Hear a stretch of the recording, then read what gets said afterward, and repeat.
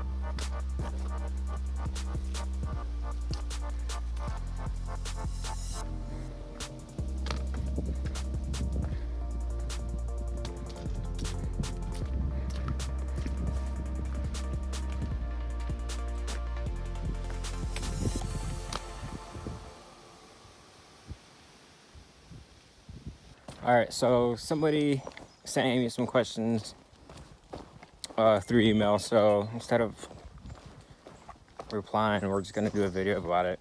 Not really sure why, but she's gonna ask me questions and I'm gonna answer them. Right? Yeah. All right, so what's the first question? What is a thru hiker? It's a bad mofo. Where's the trail? That's the real question. Is it this way? I think it's this way. Man, thru hiker is somebody who hikes a long trail from beginning to end is what I think a thru hiker is. Start at one end and finish the other. That's a thru hiker, right? I don't know the actual definition, but that's what I consider a thru hiker. You hike the whole trail and you don't get off. You don't go home. Yeah, you get off trail and go to hotels and stuff like that, but you're continuously making your way up the trail. That's my idea of a thru hike. Or south, I guess. Either way. All right, next question.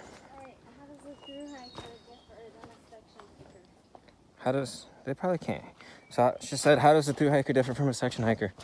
Well, a section hiker does a thru hike in sections. Goes home, I guess. I don't know, you break up an entire trail into different sections and you go home in between and do it so thru hiker, you have to do it within 12 months. You have to do it in 1 year.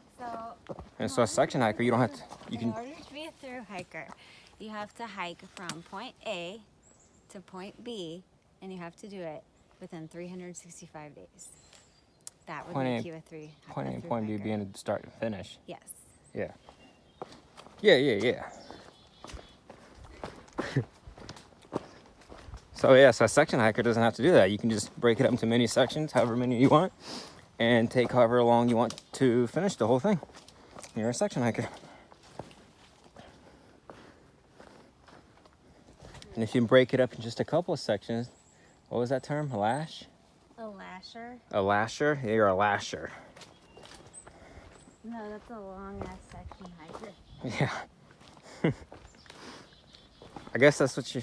I guess if you don't... I guess only people who would do that, I would think, is people who attempt a through hike and don't finish it. And then I guess at that point you just become that. I don't know. Anyways, next question. Alright, so... the question is, what registrations and documentation are required to qualify for the through hiker certificate? I'll just answer this right now. I don't really know exactly what you have to do. I know you have to submit something to the ATC at the end of your hike, and then they send you back a certificate. Why do you have to get a new number in Harper's Ferry? This is you. Oh. Well, let's start back at the beginning. You get a number at the beginning so that the ATC can have a record of how many people are attempting a hike. I'm sure they have many reasons for that, but it's just for their records, as far as I know. So, once you get to the halfway point, or Harper's Ferry, you get a new number, so they can have an idea of how many people made it that far. And then, oh, she just fell. No, I didn't. And then when you get to Baxter, I heard you get another number. So then they know how many people made the entire trail. Yep. And they just keep track of that for, who knows? I don't know. I'm sure there's many reasons to keep track of it. They've got to And they're the ATC. they got to know how many people are on the trail. So. Yeah, so they can come up with plans, shelters, ways to minimize the impact on the trail. I don't know, there's many reasons. I don't know them. I'm just making stuff up. Next question. Does the ATC require registration and check-in points along the trail? No. They should. So we talked about this on trail. So being out here hiking, you realize how many people cheat. So many people out there yellow blazing and just skipping sections. I'm talking hundreds of miles. People are skipping hundreds of miles. And then they get to, say, 1,000 miles, and then you'll see a post on Instagram, oh, I've hiked 1,000 miles, I've gone so far. So seeing that, we all being Amy, I, and photos, we all talked about that, how there should be check-in spots in like random areas. So you have to hike it. So for example, pick some mountain in the middle of nowhere, not near a road, and then have a sign there, and the through hikers have to take a picture of themselves at the sign, and then when you get to a checkpoint, you show that to prove that you actually hiked that section, and get a stamp or something. I don't know, something, just anything to make it to where people actually have to hike the trail. Because there are so many people skipping sections, large sections. It's one thing to skip a mile or two, but when you're skipping hundreds of miles, and then you get to the end, stand on that sign and cry because you're so emotional that you hiked this whole 2,192 miles, yet you only hiked about 2,000 of it. I don't know. It doesn't really matter, but I just kind of wish that there was a way to, I don't know, just hold people accountable for it a little bit. Because anybody can say they just hiked it. It really doesn't matter, but we just wish there was a way. All right, this question's dragged on way too long. That's it. I don't even remember what the question was. That's all the questions? Yeah. Huh. Would you suggest somebody Through hike or section hike the AT, John? Section hikes. Through hiking sucks. I am so sick of hiking. I am so ready to go home, get on my computer, AC. I'm actually even ready to go back to work, make money again. Been out here, it's man, this is a tricky section with a phone in your hands. But we've been out here for so long, in those middle states, like Virginia through New York, were just so boring that I just started hating hiking. And now I'm to the point where I don't even enjoy hiking at all anymore. And even though we're in a cool area now, I really don't want to be here. And I'm really not enjoying it.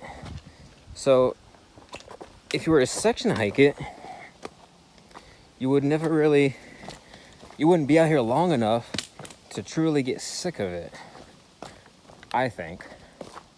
So everybody that I talk to that's section hiking out here, I always tell them I think that's the better way to do it. But it's just logistically, I think it's harder.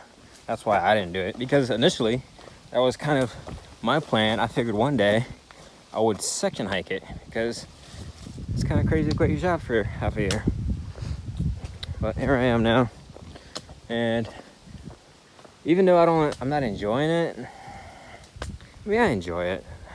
It's so hard to put it into words how it's so hard to describe what it feels like. You're on you go through a roller coaster of emotions. Oh yeah, that roller coaster of emotions is true. In a day, so many different emotions. Oh yeah, in one day. Where do I go? You go down. You go from being extremely happy to extremely mad to extremely happy again. For no reason, just because you're hiking. Hey, I think it goes down that ledge right there.